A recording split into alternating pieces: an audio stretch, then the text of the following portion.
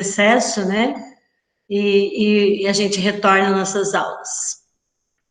Meninos, vejam bem, hoje, para a nossa aula de hoje, né, nós vamos precisar da apostila, aquela apostilinha, né, de vocês, a apostila maior ali. Nós vamos abordar hoje a aula 16, 17 e 18, né? Então, eu gostaria que vocês tivessem à mão a apostila na página 228, que nós iremos trabalhar 228 e 229. E também é necessário que vocês tenham o caderno à mão e também lápis e borracha, tá? Então, bem rapidinho, todo mundo providencia lápis, borracha, caderno e apostila. A apostila na página 228 e 229. Muito bem. Vamos lá, vamos iniciar, então, a nossa aula, né? Nos últimos conteúdos, né, nós vimos, nós iniciamos, na verdade, né, a atomicidade. O que vem ser, né, esta atomicidade? É o estudo do átomo. Então, nós já aprendemos sobre as partículas do átomo, aprendemos a calcular essas partículas, prótons, nêutrons, massa, né? Aprendemos também o histórico, a história do modelo atômico, né? E agora a gente vai trabalhar com essa parte mais de fora do átomo, que é a eletrosfera. Então, a eletrosfera é lá onde estão, né, as cargas negativas, onde estão os elétrons.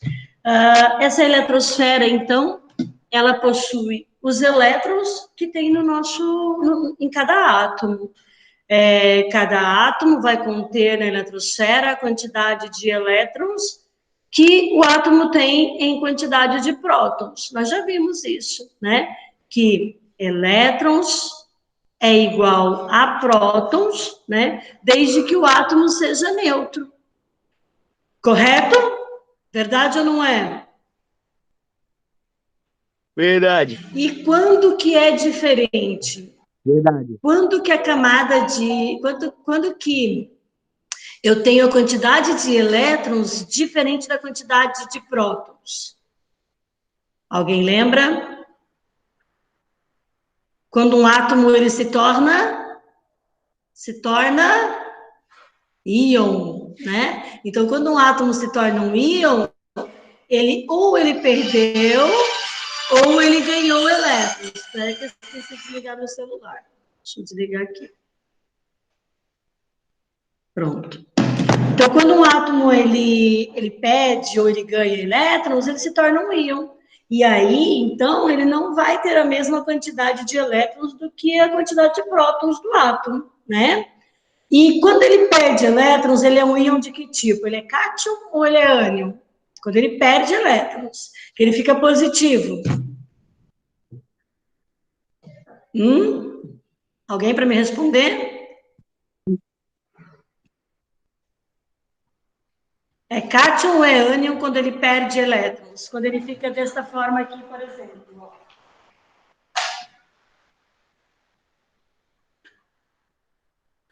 Cátion. Cátion, muito bem, né? Porque ele perdeu elétrons, ele ficou positivo, por quê? Porque ele ficou com mais prótons, que são cargas positivas, e perdeu a carga negativa, né?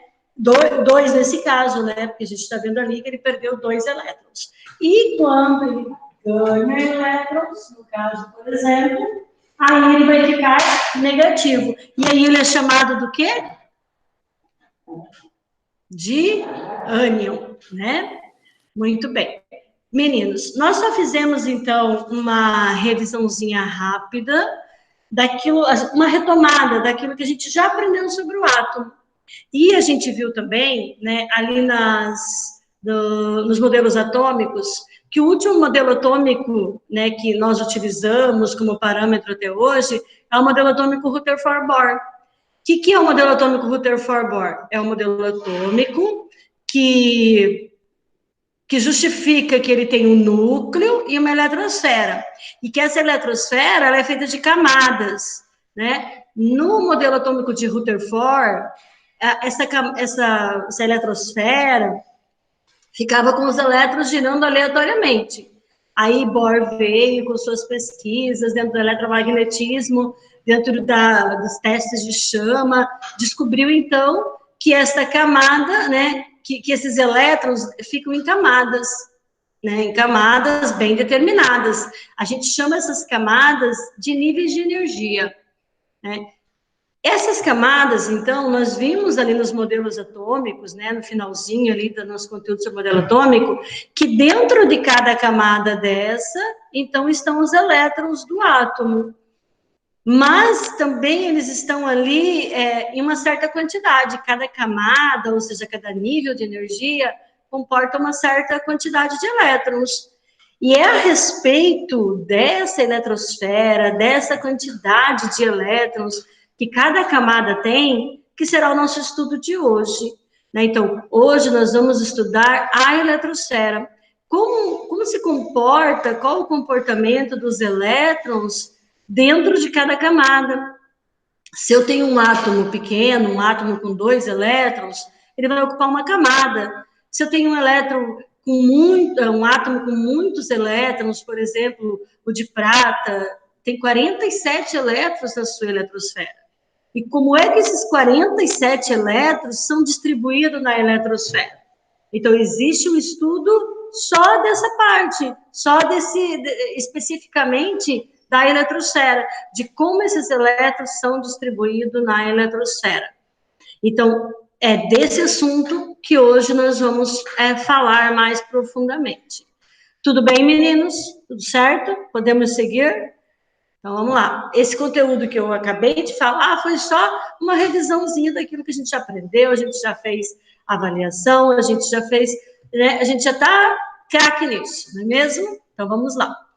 Vou compartilhar com vocês a minha tela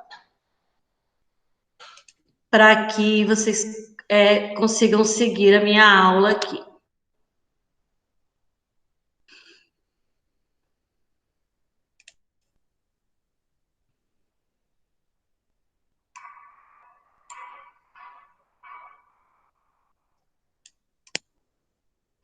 Meninos, lembrem que quando eu estou compartilhando a tela, eu não consigo ver as mensagens de vocês. Então, prestem atenção, este conteúdo é um conteúdo bastante minucioso, né? Então, a gente precisa estar entendendo esse conteúdo desde o comecinho ali, não pode deixar para lá. Não entendi, erga a mão. Neste caso, abra o microfone, né? Por quê? Eu não consigo ver as mensagens de vocês, embora vocês vejam minha tela e vejam minha imagem, mas eu não consigo ver as mensagens. Então, vocês são obrigados a abrir o microfone e me chamar para a gente poder tirar a dúvida. Eu gostaria muito que vocês tirassem as dúvidas, né? Porque é um conteúdo minucioso, é um conteúdo, não é difícil, mas a gente tem que prestar muita atenção ali para entender o contexto ali dessa distribuição dos elétrons em cada camada. Então, não entendeu, erga a mão, ou seja, abre o microfone, tá bom? Então, vamos iniciar. Então, eu estudo ainda, nós chamamos isso ainda de atomicidade, que é o estudo do átomo, mas mais precisamente é o estudo da eletrosfera, tá? Então, nós conhecemos o modelo atômico atual, que ele é um modelo atômico onde utiliza onde ele tem, né, um núcleo. Esse modelo atômico foi descoberto através de experimentos, né, muito importantes aí dentro da história, com cientistas extremamente importantes, como Rutherford, Bohr, desde Thomson, né, desde Dalton, já que trouxe o primeiro conceito de átomo, depois veio Thomson, depois veio Rutherford, aí o Bohr, e o Bohr teve ali, se apoiou em ombros de gigantes como Albert Einstein, Max Planck, o casal Curie, né, dentro do estudo da eletronegatividade. Então, o modelo atômico atual é obra de gigantes da ciência, né? Então, não é um modelo atômico de Rutherford Bohr, não são só esses dois, né? é um trabalho de muito tempo, né? Data aí desde 1808 de Dalton, até a gente chegar os tempos atuais, que ainda está sendo estudado, né? Ainda temos modelo atômico um pouco mais além disso que nós conhecemos, que estamos vendo aqui, né? Acho que alguém me pediu para entrar, deixa eu só ver aqui. Aqui.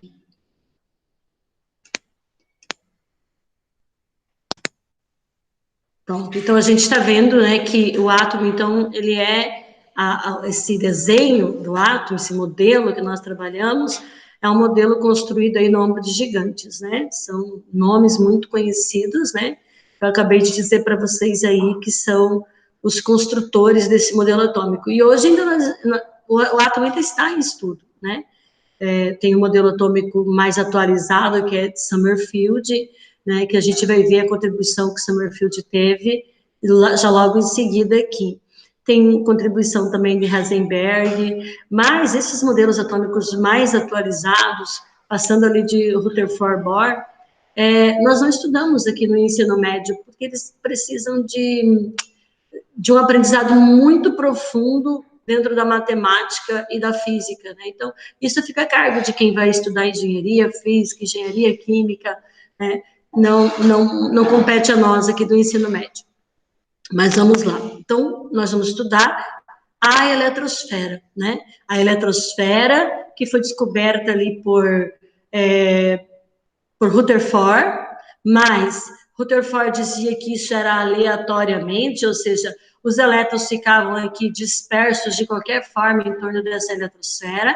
Aí o Bohr veio e disse, não, os elétrons ficam aqui, ó, em camadas, né? Ele chamou isso de níveis de energia. Por que ele chama de níveis de energia? Porque a cada camada, né, que se afasta da eletrosfera, esses níveis de energia vão aumentando. Então, qual seria o nível de energia, qual das camadas seria mais energético? Né? O K. Então, quanto mais afastado do núcleo, mais energética é esse nível de energia, essa camada ao entorno do núcleo, né? Então, foi Bohr, né, que determinou desta forma, que conseguiu, através de seus experimentos, determinar que a eletrosfera eram camadas bem determinadas, onde os elétrons ficariam ali na sua órbita estacionária, tá? Então, a gente conhece já o modelo atômico de Bohr, a gente sabe, né, dos testes de chama, do salto dos elétrons, né, do fóton de luz, a gente já viu isso. Agora, nós vamos estudar mesmo o comportamento dos elétrons dentro da eletrosfera. Então, né, o átomo, ele tem essa característica, né, o núcleo, e a sua eletrosfera. Hoje, nós trabalhamos com 7 níveis de energia, ou seja, 7 camadas. Né? Por quê? Porque até hoje nós temos 118 elementos químicos sendo trabalhados. Digamos que existem mais de 118 elementos químicos? Sim, existem, mas estão sendo pesquisados, estão sendo analisados ainda, que a gente não sabe ao certo a propriedade específica desses átomos que foram, na verdade, produzidos pelo homem, né? Então, portanto, nós não trabalhamos com ele ainda, eles não estão ainda na tabela periódica para que a gente trabalhe com eles. Então, nós trabalhamos com 7 níveis de energia, que vai educar até o quê? O que nós estamos vendo nessa tela é muito importante. A gente está vendo que em cada camada dessa há uma quantidade de elétrons que suporta dentro de cada camada dessa. Então, na camada K, suporta apenas 2 elétrons. Então, só 2 elétrons cabem nessa primeira camada, que é a camada K, que é essa mais perto do núcleo. O núcleo, lembra, tem partículas positivas. Essas partículas positivas são os prótons. E na eletrosfera nós temos as partículas negativas, que são os elétrons. Então, a primeira camada só cabem 2 elétrons, na segunda cabe 8, na terceira cabe 18, 32, 18 elétrons, e na camada Q cabe 8 elétrons. Então, isso é um modelo, né, de como é a eletrosfera. Como se comporta a eletrosfera diante de quantos elétrons são precisos para cada tipo de átomo. Então, se eu tenho um átomo que tem 10 elétrons, ele vai ocupar 2 camadas, sendo a primeira camada com 2 elétrons e a segunda com 8, ocupando, né, colocando os 10 elétrons nessas 2 camadas. Vamos adiante. Vamos pegar como exemplo o átomo de enxofre. O átomo de enxofre, vamos lá, me ajudem agora. Quantos prótons tem o átomo de enxofre que está na tela de vocês? Quantos elétrons tem?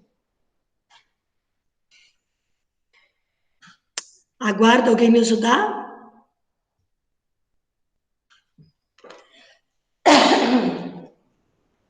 Olhando para esta notação... 16, eu acho. 16, prof. 16, muito obrigada. Olhando para a notação científica, nós estamos vendo o número atômico do enxofre, que é o número atômico 16, né? Esse número atômico determina quantos prótons ele tem no seu núcleo. Então, aqui no núcleo, ele tem quantos prótons? 16, que são as 16 cargas positivas. Como o átomo aqui na notação científica não existe nenhuma carguinha aqui em cima, nem um menos, nem um mais, um númerozinho como esse aqui do quadro, né?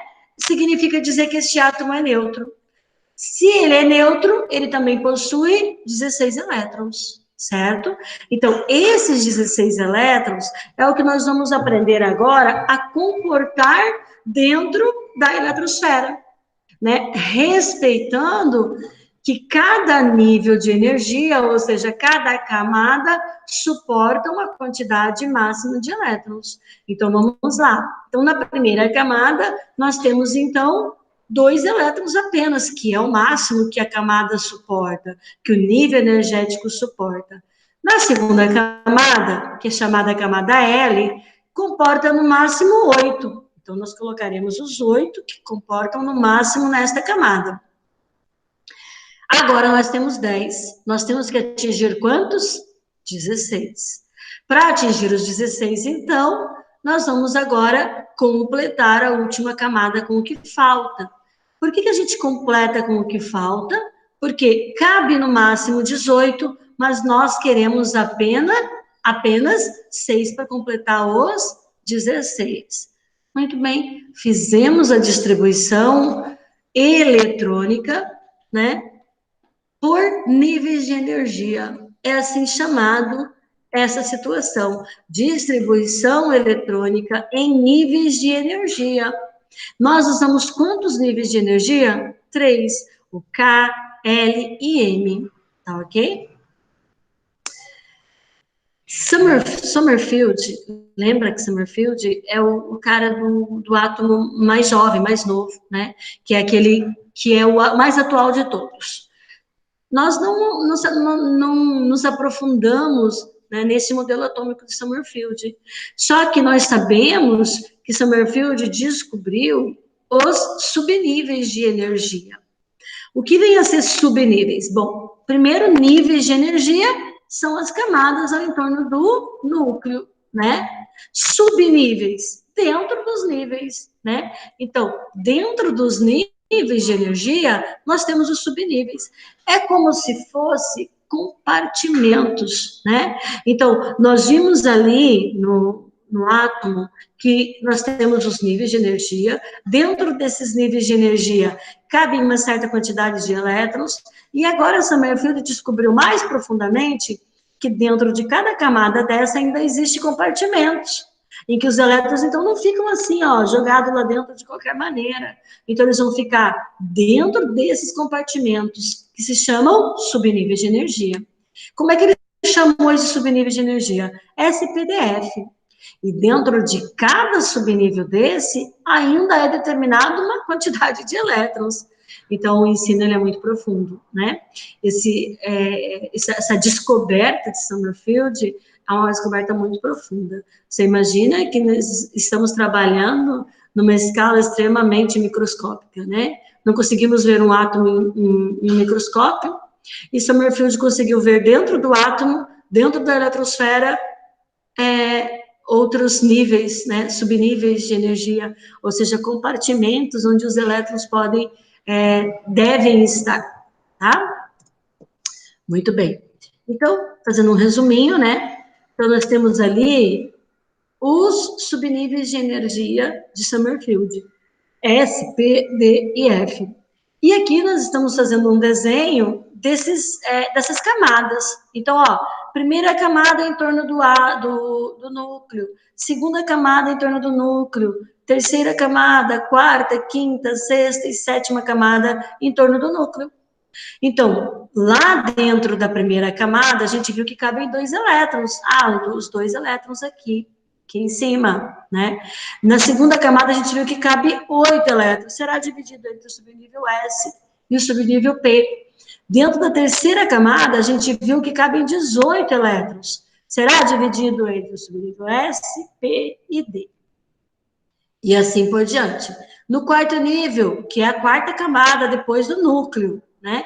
Então, a gente vai ver que vai ser dividido os elétrons, são 32 elétrons na quarta camada, dividido entre o subnível S, P, D e F. E ali para baixo se repete. Então, vamos ver, né, como é que isso aí funciona. Vamos ver algumas características desses subníveis, né, onde os estudos lá de Summerfield levou a essas características.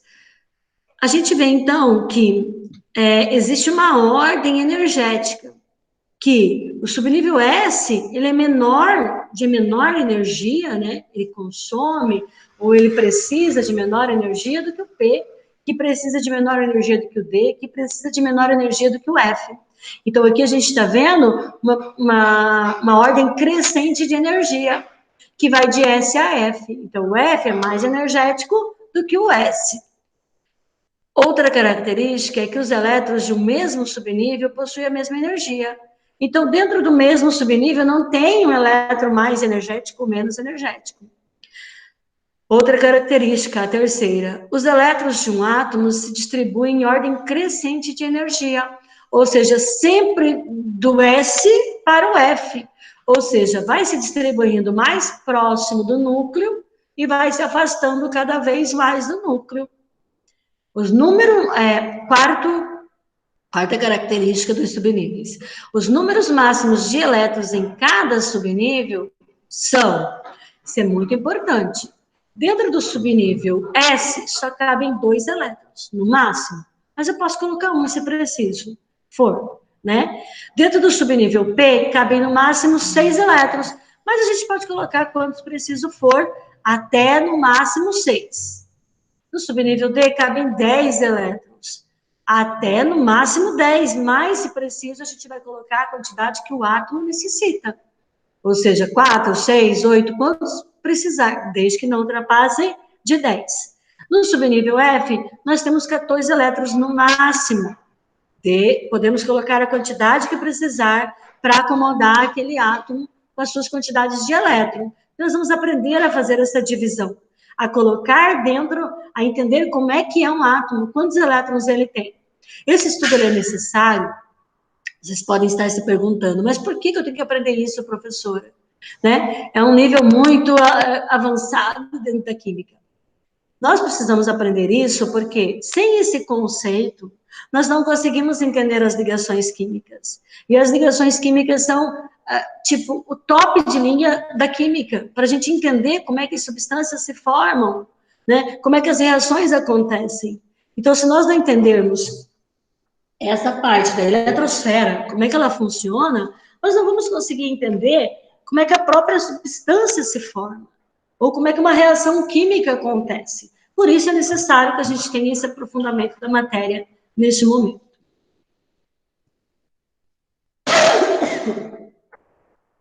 Desculpa, deixa eu tomar um pouquinho de água aqui.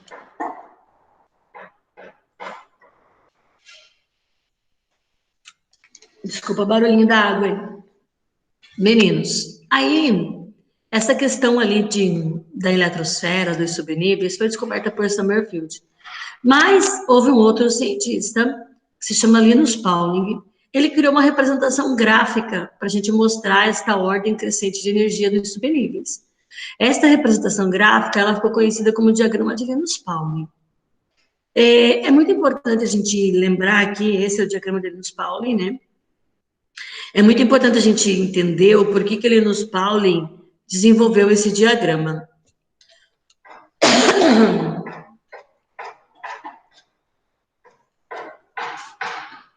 Ele desenvolveu esse diagrama com base na teoria do octeto.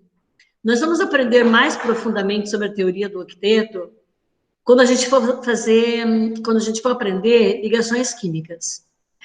Para ligações químicas, a gente tem que aprofundar o conhecimento da teoria do octeto. Agora aqui, de grosso modo, só para a gente entender assim, mais ou menos por que foi necessário criar o diagrama de Linus-Pauling, é em função da teoria do octeto.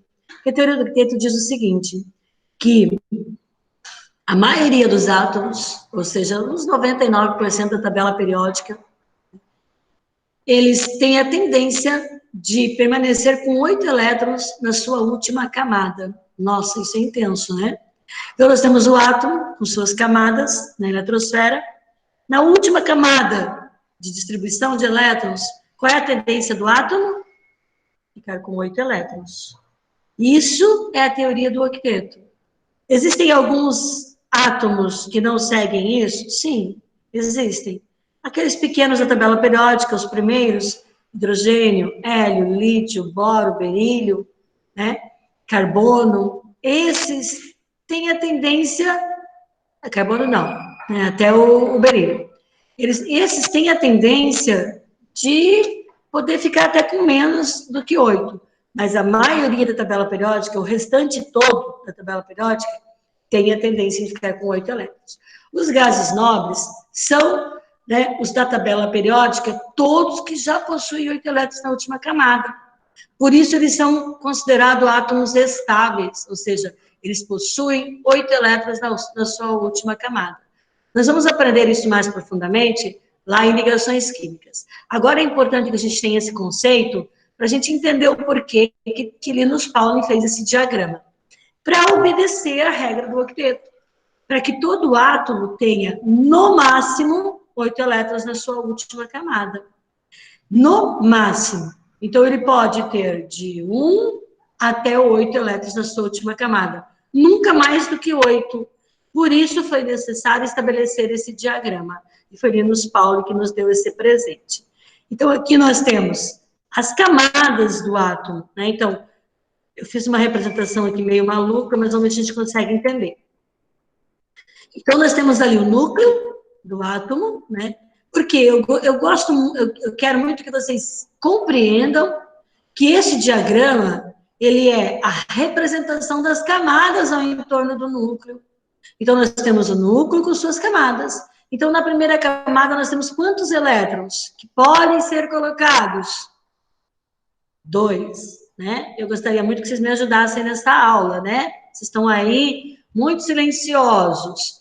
É importante que vocês entrem na aula, né? Estejam na nossa aula.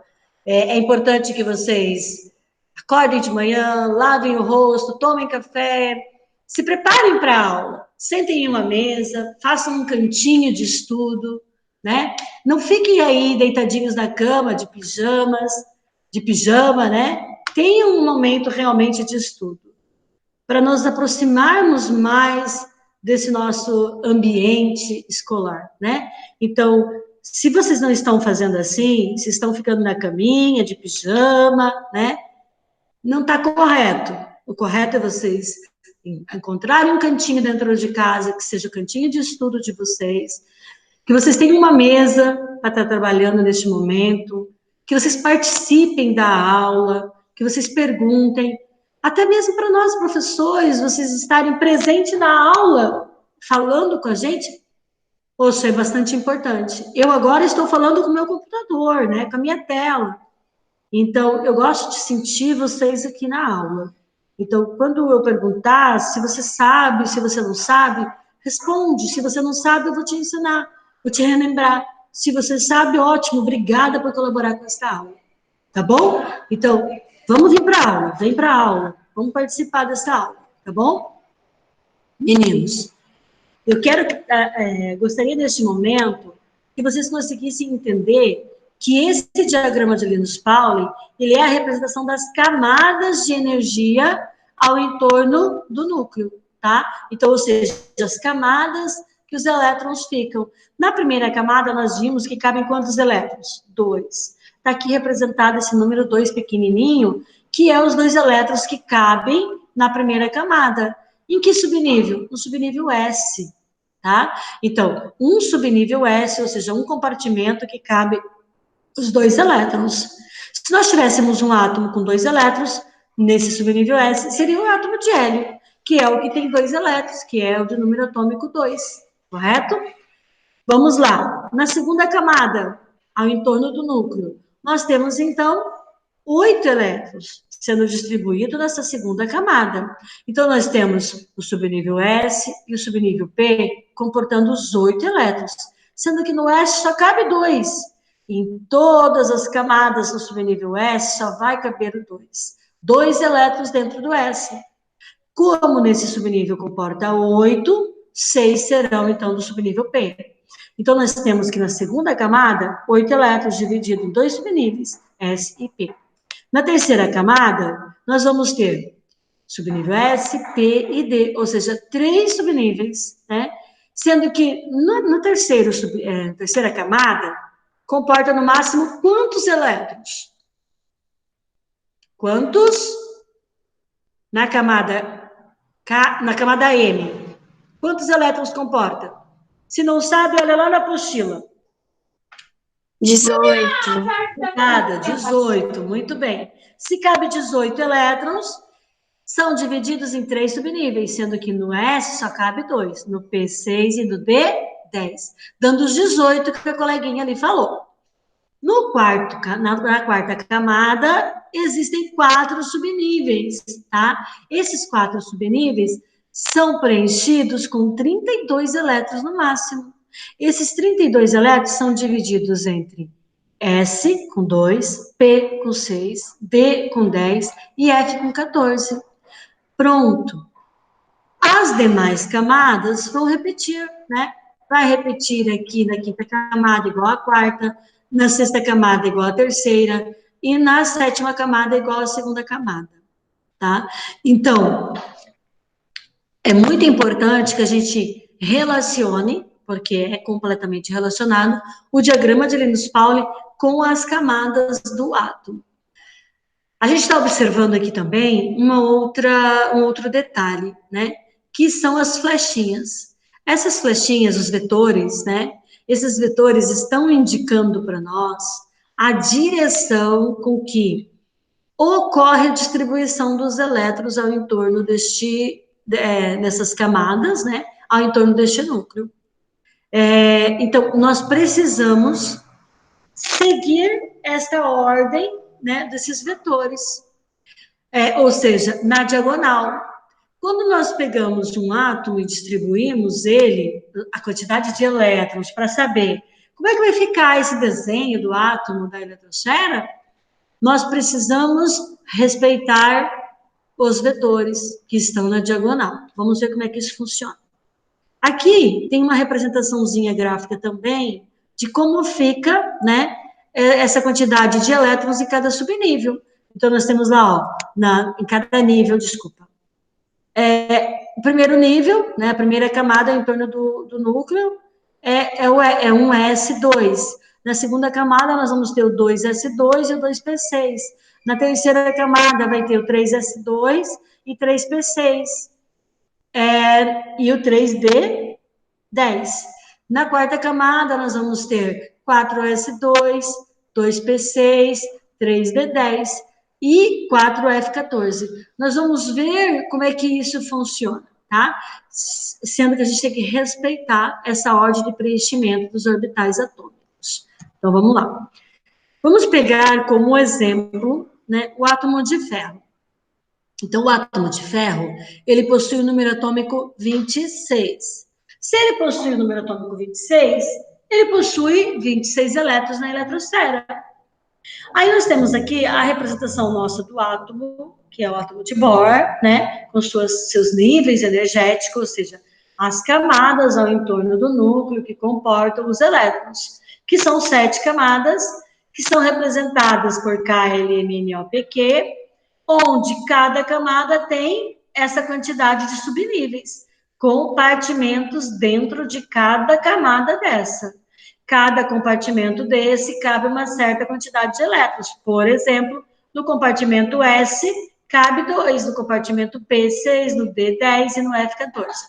Nós vamos fazer agora a distribuição eletrônica do átomo de ferro. O que significa ser uma distribuição eletrônica? Distribuição de elétrons, né? Eletrônica vem de elétrons. Para a gente ver, para a gente ter uma noção de como o átomo se comporta depois, para a gente entender a ligação química. Nós precisamos saber quantos elétrons um átomo tem na sua última camada, para que a gente possa entender depois por que o átomo, por exemplo, o átomo de cálcio, vai doar 2 elétrons. Porque esses 2 elétrons são os 2 últimos elétrons da sua última camada. Então, por isso, nós precisamos aprender isso agora. Então, vamos lá. Vamos fazer a distribuição do ferro. Como é que a gente faz a distribuição do ferro? Primeiro, ele tem o número atômico 26, então ele tem 26 elétrons, tem 26 prótons e 26 elétrons. 26 elétrons é o que nós temos que contar aqui em cima desses numerozinhos. Então, vamos contar, ó, 26. Então, 2, 4, com 6, 10, com 2, 12, com 6, 18. Agora, presta atenção. Eu posso seguir para cá? Por que não? Porque eu sou obrigada a seguir a flecha, o vetor, né? O vetor que Linus Pauling está me indicando que depois de 3P, 6, eu vou precisar continuar descendo. Eu não posso ir para o lado. Então, até aqui deu 18, né? Ó, 18, agora vai dar 20. Daqui, para onde que eu vou agora? Agora eu vou voltar para cá. Então, olha lá, 2, 4, 10, 12, 18, 20. Agora eu preciso de mais quanto? 6. Então, aqui no lugar do 10, nós vamos colocar 6. Então, vai ficar desta forma aqui. Então, vai ficar assim, 1S2, 2S2, 2P6, 3S2, 3P6, 3S2, 3P6, 4S2 e 3D10. Essa é a distribuição eletrônica do átomo de ferro, ou seja, do número atômico 26. Por quê? Porque ele tem 26 prótons e tem 26 elétrons. E essa é a representação, então. O que significa? Que na camada K, eu tenho 2 elétrons, que é essa aqui, ó, em torno do núcleo, essa primeira camada. Na camada L, nós temos 2 mais 6, 8. Então, nessa camada, segunda camada, então nós vamos ter 8 elétrons. Na terceira camada, que é a camada M, que caberia até 18, nós colocamos apenas 14. Por quê? Nós seguimos o diagrama de Linus Pauling com o intuito de respeitar, né, a teoria do octeto. Por quê? Se nós colocássemos aqui ao lado, ao invés de colocar o 4S2, seguindo o diagrama de Linus Pauling, se a gente colocasse aqui ao lado 8, que aí daria os 26 que a gente precisa, 8 mais 8, 16. 16 com 16 daria, 16 com 10, daria os 26 que a gente precisa. Nós, se analisarmos essa última camada, ela ficaria uma camada com 16 elétrons. E a teoria do octeto diz o quê? Pode ter mais do que 8 elétrons na última camada? Não. Não pode ter mais do que 8 elétrons na última camada. Por isso, Linus Pauling, né, fez esse diagrama, para que a gente entendesse o que o átomo faz de verdade. Como os elétrons agem de verdade? Eles agem dessa forma. Ao invés de ocupar um subnível dentro de sua camada, M, ele vai para uma próxima camada, que é a camada N, e distribui os 2 ali primeiro, para depois encerrar dentro daquela camada, né, a sua distribuição. Tá, então, por que ele segue a ordem de Linus Pauling? Para respeitar a teoria do octeto. Essa é uma relação extremamente importante. Isso é cobrado no Enem. A gente entendeu por que a gente tem que seguir o diagrama de Linus Pauling. O diagrama de Linus Pauling é um respeito à teoria do octeto. Ele fez um diagrama que respeitasse isso, tá ok? Bom, algumas coisas importantes nós estamos vendo aqui nessa distribuição eletrônica. Por isso que a gente faz a distribuição eletrônica, para a gente entender as coisas importantes que acontecem aqui.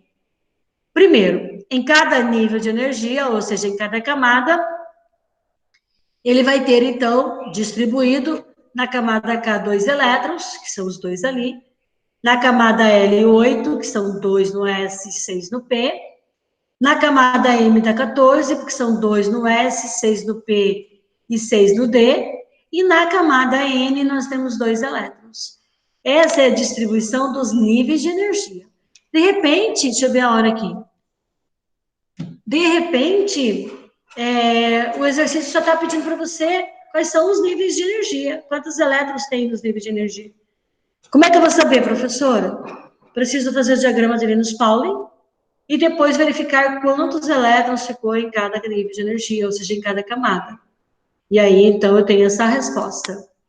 Lá na apostila de vocês, na página 228, nós vamos ver que o exercício número 1, ele está pedindo justamente para vocês fazerem isso, né? Descobrir quais são os níveis de energia, tá? Então, ele pede lá, ó, distribuição eletrônica, na tabelinha, e depois ele vai pedir distribuição nos níveis de energia. Qual é a distribuição nos níveis de energia? K2, L8, M14 e N2, tá? Agora ele quer saber qual é a ordem crescente de energia. O que significa dizer a ordem crescente de energia? Qual desses aqui é o subnível de maior energia? Aquele que necessita de mais energia. Aquele que está gastando mais energia, né? É o subnível, esse subnível de maior energia é o subnível 3D6. Sempre o último distribuído. Como assim, professor, o último? Nós viemos aqui e distribuímos no diagrama de Linus-Pauling até chegar em qual? O 3D6. Este aqui é o subnível de maior energia, ou seja, o último que nós fizemos a distribuição. E qual é o subnível mais externo? Também chamado de subnível de camada de valência. Então, pode vir a pergunta, quantos elétrons tem na camada de valência? É aquele do subnível mais externo, que seria o 4s2, que é a última camada distribuída. 4s2. Então, quantos elétrons teria na camada de valência ou no subnível mais externo? Teriam 2 elétrons, tá? Dentro dessa representação, é importante a gente entender que esse número que vem na frente é o número da camada. Primeira camada, segunda, terceira, primeira camada, segunda, terceira, quarta camada. Tá? Então, 5, 6, sétima camada. Vamos lá. Vamos agora para a apostila de vocês. Vamos resolver um exercício da apostila. Peguem a apostila, página 228, eu errei ali, 228, não 222, tá? Página 228, exercício 1. No exercício 1, aqui, ó, tá? No exercício 1, na tabelinha, todo mundo com a tabelinha na mão, vamos lá, lápis e caneta, lápis e borracha, e vamos resolver o exercício. Tá dizendo assim, complete a tabela a seguir.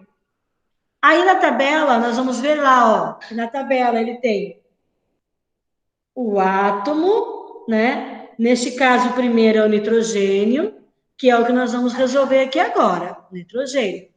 Aí ele quer saber, ele está dizendo o número atômico desse átomo, que no caso do nitrogênio é 7, tá? E ele está pedindo para a gente a configuração eletrônica nos subníveis, ou seja, a distribuição dos elétrons dentro do diagrama de Linus-Pauling. Então, vamos fazer isso primeiro. Depois ele vai pedir a distribuição em camada, que foi o que a gente fez aqui embaixo, né? A distribuição em camada, ou seja, nos níveis de energia. Então, vamos ver como é que isso funciona. Primeiro, nós temos, então, o número atômico 7, que é o número atômico do nitrogênio. O que significa? Que nós temos 7 prótons. Se tem 7 prótons, ele tem 7 elétrons, porque não existe nenhuma carguinha, como nós temos aqui no quadro, né? No oxigênio tem a carga menos 2, no cálcio tem a carga mais 2, indicando que ele perdeu ou ele ganhou elétrons. Então, se não tem nenhuma carguinha, ele tem a mesma quantidade de elétrons. E vamos fazer essa distribuição. Então, nós precisamos de 7, só 7. Então, a gente vem aqui do Linus Pauling e pega lá, né? 2, 4, quanto que a gente quer? 7. Então, aqui vai ser 3. Por isso, então, vai ficar a distribuição desta forma. 1s2, 2s2 e 2p3. Muito bem. Conseguimos, então, os 7 elétrons que estão, né, distribuídos no átomo de nitrogênio. Isso, então, vai dar na camada K com 2 elétrons, na camada L com 5 elétrons, que somando vai dar os 7 elétrons daqui, né, do nitrogênio. Então, ficou que no primeiro nível de energia, nós temos 2 elétrons, tá?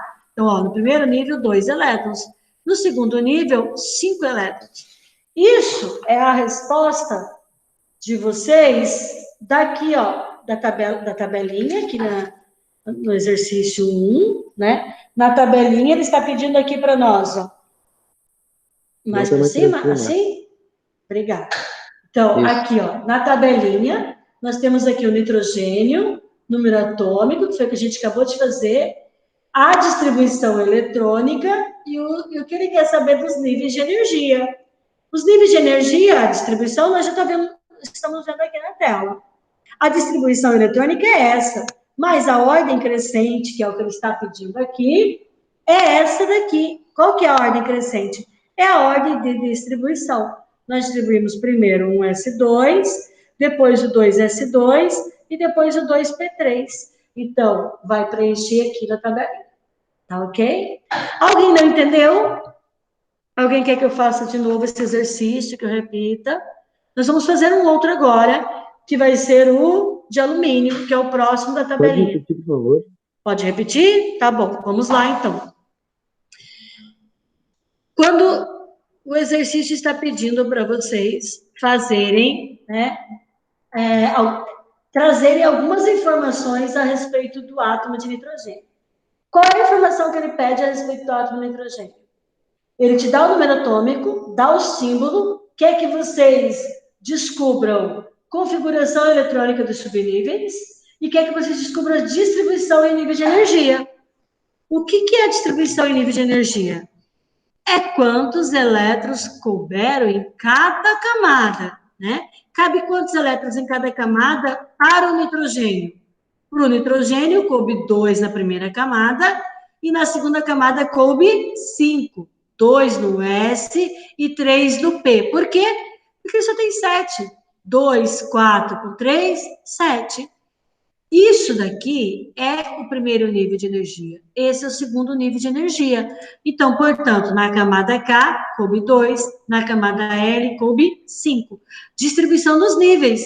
Portanto, é isso que ele está pedindo na última coluna. Distribuição nos níveis de energia. Agora, ele quer saber qual é a ordem crescente. Ou seja, quem foi distribuído primeiro? Lembra que a distribuição acontece da camada mais próxima do núcleo para as outras. Então, qual foi a primeira? A camada K. Dentro da camada K tem quem primeiro? O S, subnível S, ou seja, o compartimento S, subnível S. E cabem quantos lá dentro? 2 elétrons apenas. Na L, nós temos a próxima distribuição, será no subnível S. Lembra que nós preenchemos as primeiras camadas em torno do átomo do núcleo primeiro, e os subníveis na ordem do S, P, D e F. Primeiro S. Então, ó, primeiro S com 2, depois o P com 3. Então, esta é a ordem crescente. Quem é o subnível mais energético? O 2P3. Né? Esse é o subnível mais energético, aquele que possui maior energia.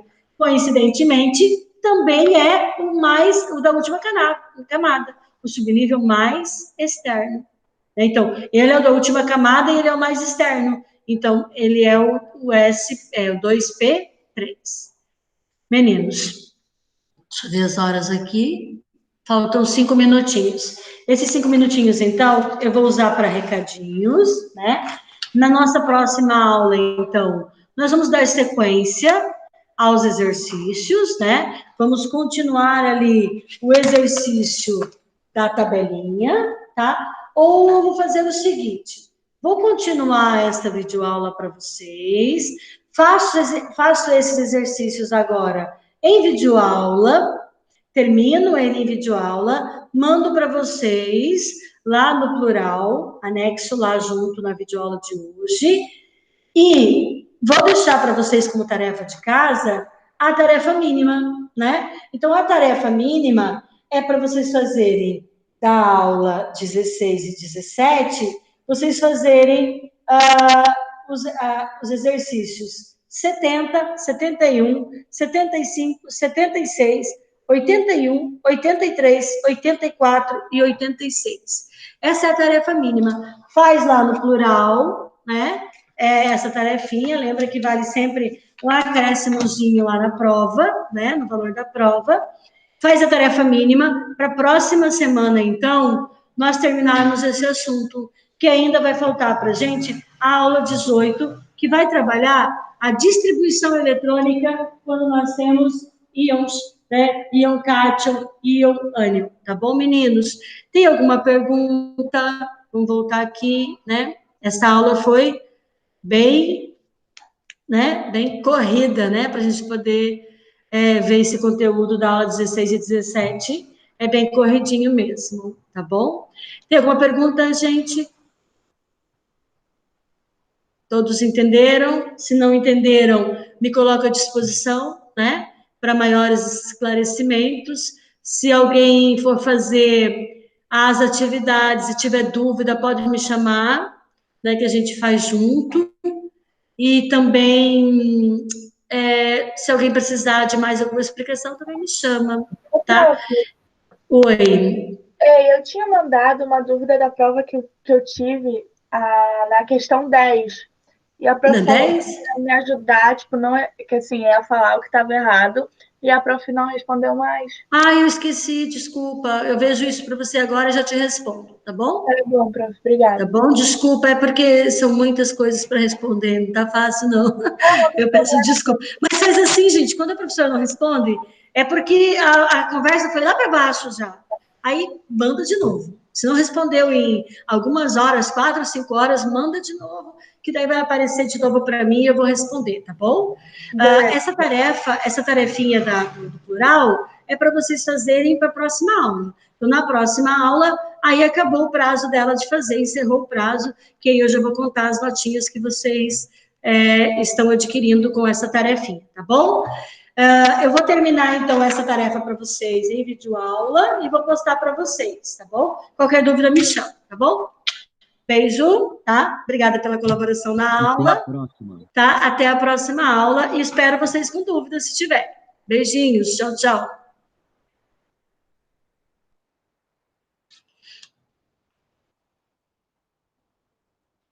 Beijos, beijo, Gabriel.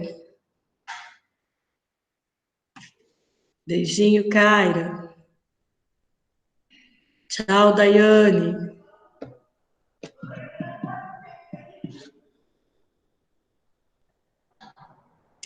Tchau, Maria Eduarda.